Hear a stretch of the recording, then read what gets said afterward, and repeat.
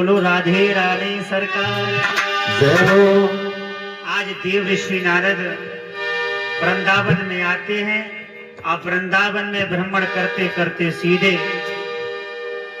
यमुना किनारे आते हैं। प्रेम से बोलो यमुना मैया की। अच्छा, जिसको जिस चीज की जरूरत हो वो उसी को ही ढूंढता है, आप बेचैनी से कि महाराज वो शीघ्र मिल जाए।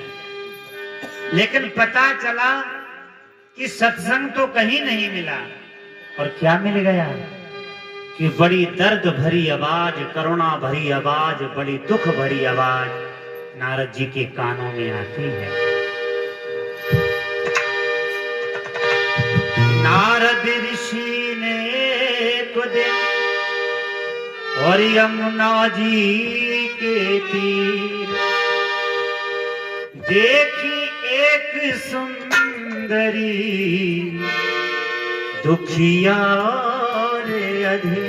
श्री राधे। बड़े दुख भरी आवाज आती है कानों में, और महाराज संतों का भाव भी यही है। संत का भाव क्या होता है?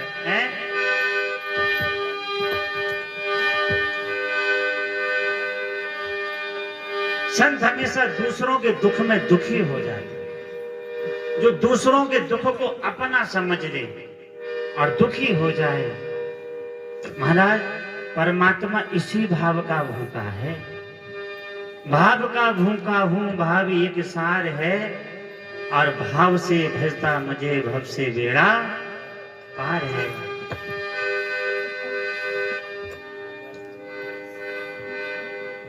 आज नारद जी का मन बेचैन हो गया और सीधे यमुना किनारे आ जाते, और आकर देखा कि एक तरण अबला तरण स्त्री आंखों से आंसुओं की धारा बह रही है और रो रही है, और उसकी गोद में दो पुत्र लेटे हैं, दो पुरुष लेटे हैं, और दोनों ही वृद्ध हैं। भयंकर बुढ़ापा है। भयंकर बुढ़ापे का मतलब क्या है कि जब शरीर का हर अंग काम करना छोड़ जाए उसे भयंकर बुढ़ापा कहा जाता है।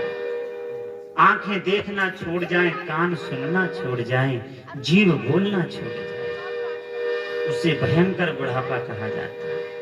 कोई सुध नहीं है। आज बार बार पूछने लगे, हे देवी, हे मैया, तुम कौन हो? तुम्हें क्या दुख है? तुम क्यों रो रही हो? बहुत पूछने पर आंखों से आंसुओं की धारा बह रही है, और तरुणी के सुंदर रसिक नयन निज मन की व्यथा कह रहे। जय राम सिया, जय राम सिया, जय राम सिया, जय राम सिया। अंदर का हाल आंसू बता रहे थे। आंसुओं से पता चल रहा था कि अंदर क्या हाल है। तरुणी के सुंदर रसिक नयन वो निज मन की व्यथा। जय राम सिया, जय राम सिया, जय राम सिया, जय राम सिया। और दो बूढ़े पुरुष बेखबर से गोदी में बाहर सो रहे थे। जय राम सिया, जय राम सिया, जय राम सिया, जय राम सिया, जय राम सिया, जय राम सिया, जय राम सिया। महाराज, जो रोने का ढंग है वो भी कई प्रकार का होता है। एक व्यक्ति ऐसे रोता है कि हिलकारी बहुत भर रहा होगा, झटके बहुत ले रहा होगा, हुचकी से आंसू एक नहीं होगा आंख में। हाँ, एक आंसू नहीं। ओ क्या बात है कि पापा मर गए रात? अरे एक आप कैसे खत्म है गए? अरे कुछ पूछो ईमान। यानी हिचकी ऐसे ले रहा है, कितना रो रहा है और आंसू एक नहीं आता। एक व्यक्ति ऐसे रोता है महाराज, बात पूरी करता जाएगा, रोता भी जाएगा। नेक रोया और तुरंत रुका और बात बताई दी, मैं तो रात 8 बजे आओ, फिर शुरू है गई। यानी बात भी चल रही और रो भी रहा है। एक व्यक्ति ऐसे रोता है महाराज, उसकी जीवा से कुछ कहा ही नहीं जाता। जिसका गला भर जाए, इतना भाव विभोर, जो वास्तव में रोता है उसकी एक पहचान है। जिसका दिल रो जाए उसका गला भर जाता है। गला इस तरीके से भर जाएगा कि उसका एक शब्द नहीं बोल पाएगा और आंखों से आंसू धारा चल रही है। ये वास्तविक रोना होता है। अगर परमात्मा के आगे कोई दिल से रो जाए तो फिर जीवन में कभी रोना नहीं पड़ता है, फिर वो इतना छुपा देता है। हम लोग उस तरीके से कभी रोते ही नहीं।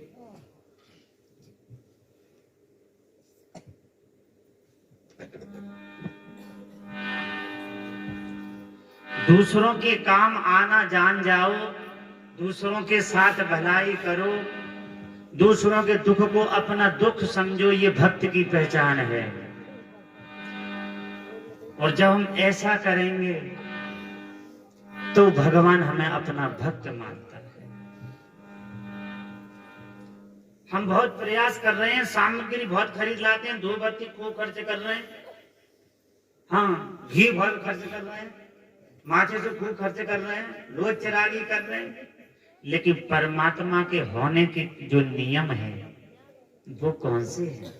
परमात्मा कौन सी धूप बत्ती से खुश होता है, कौन सी चिरागी से खुश होता है? हम वो चीज तो भूल गए। हम किसी के काम आना भूल गए, हम दूसरों का दर्द नहीं जानते। हर रोज सब रहे हैं, सब रोते हैं, जमाना रो रहा है, लेकिन हर व्यक्ति अपने दुख में रो रहा है। अब कोई दूसरे के दुख में नहीं रोता है, दूसरों का दर्द हम भूल गए। कि जीना तो है उसी का और जीना तो है उसी का जिसने ये राज जीना तो है उसी का, उसने राज जीना तो है उसी का जिसने ये राज जीना तो है उसी का, उसने राज जिसने ये राज जिसने ये राज जिसने राज जाना,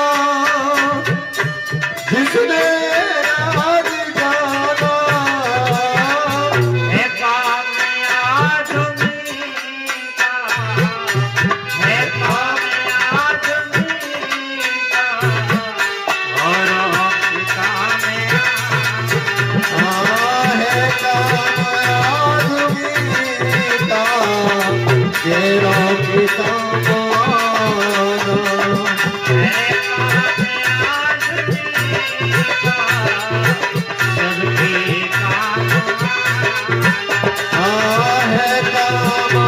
आदमी का, सबके काम आना।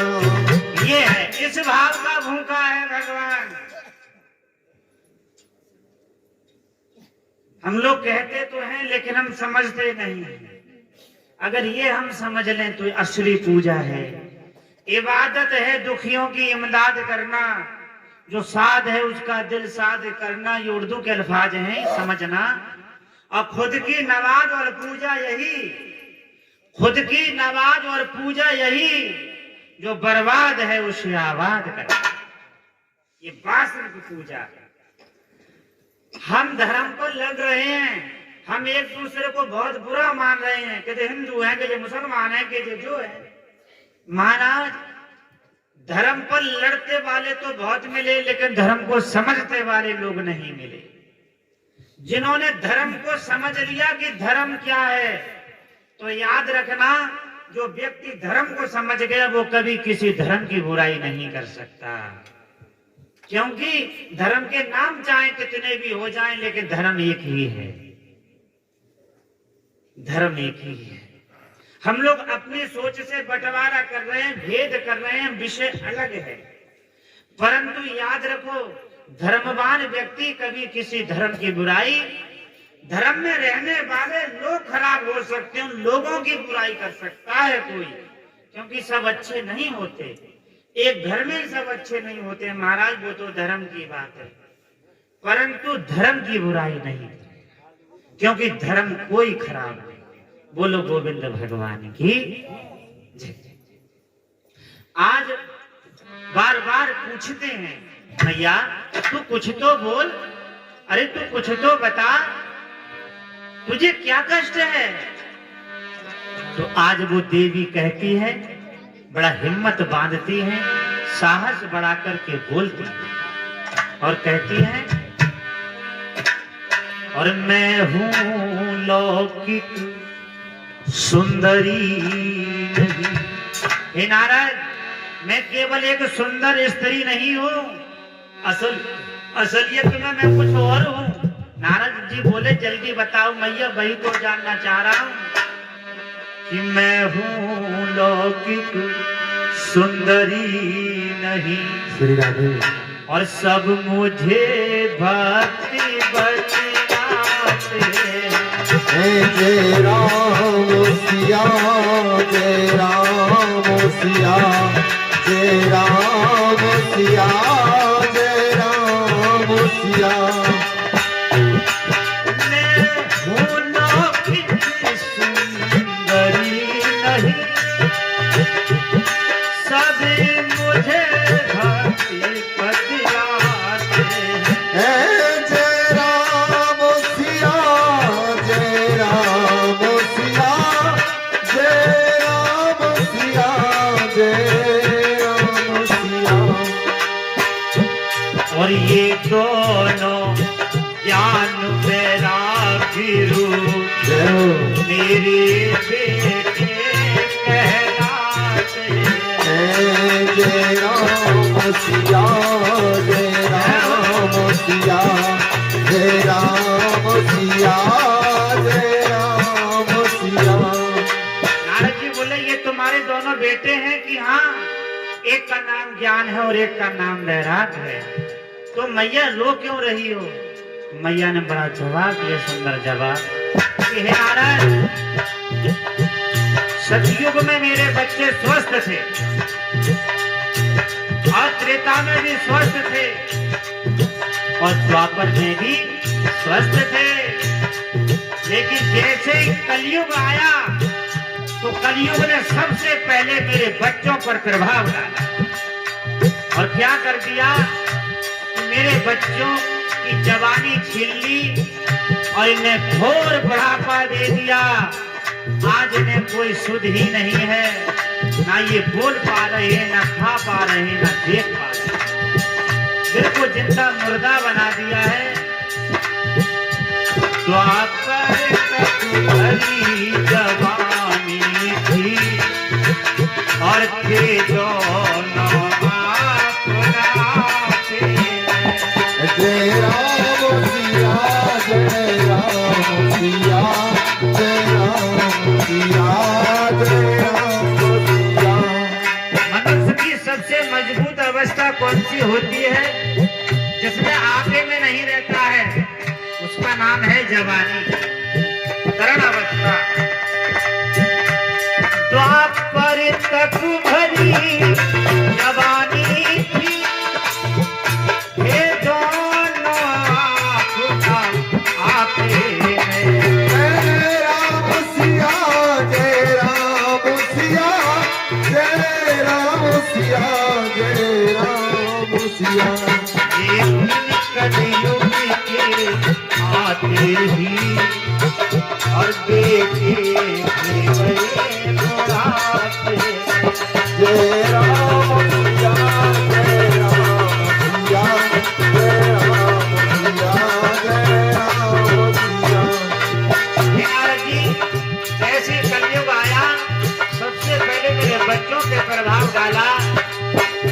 जीना दुश्वार कर। तो नारद जी कहते मैया इसमें रोने वाली क्या बात है?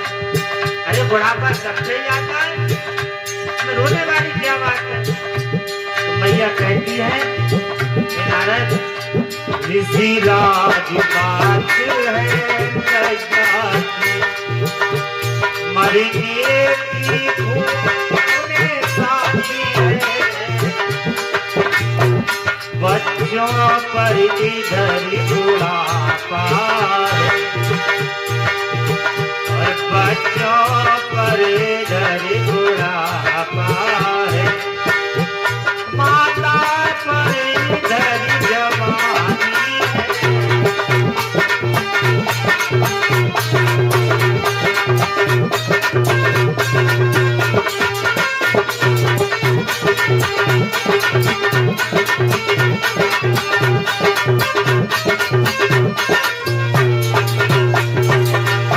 हे ऋषिराज, हे देव ऋषि, माँ जवान बैठी है और बच्चे बुढ़ापे में हैं, और ऐसा भयंकर कष्ट है, ना ये कुछ खा पा रहे, ना चल पा रहे, ना पी पा रहे।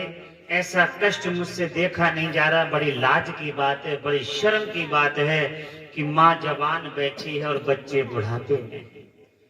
नारद जी बोले ये तो बड़ा अजीब बात है जो संसार में मैंने कहीं नहीं देखी।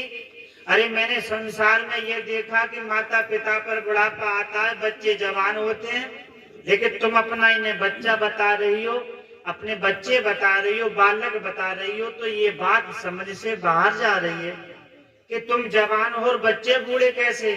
बोले यही तो कलयुग का प्रभाव है।